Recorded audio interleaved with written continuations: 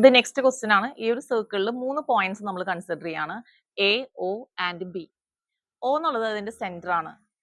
സർക്കംഫറൻസിലുള്ള 2 points ആണ് എയും ബിയും. നമ്മൾ കൺസിഡർ ചെയ്യുന്നത് ഒരു force 20 newton acting at the point B.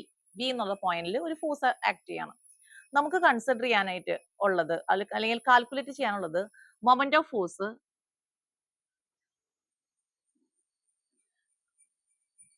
A എന്നുള്ള പോയിന്റിലുള്ള മൊമെന്റ് ഓഫ് ഫോഴ്സ് ആണ്.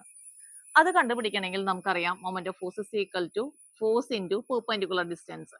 ഫോഴ്സ് 20 ന്യൂട്ടൺ ആണ്. പെർപെൻഡിക്കുലർ ഡിസ്റ്റൻസ് എന്ന് പറയുന്നത് എ ബി ആണ്. അത് കണ്ടുപിടിച്ചിട്ട് വേണം നമുക്കിത് ചെയ്യണമെങ്കിൽ.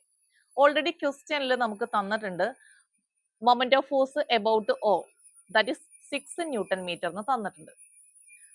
അപ്പൊ ഈ ഒരു പോയിന്റ് ഓല് ഈ ഫോഴ്സ് കാരണമുള്ള moment of force 6 newton metre ആണ്.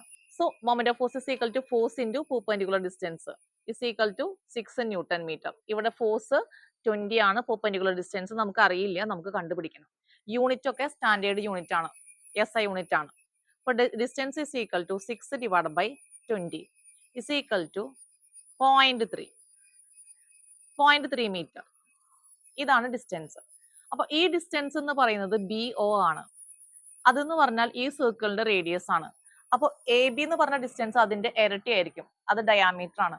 അപ്പൊ AB distance is equal to 0.3 plus 0.3 is equal to 0.6 metre.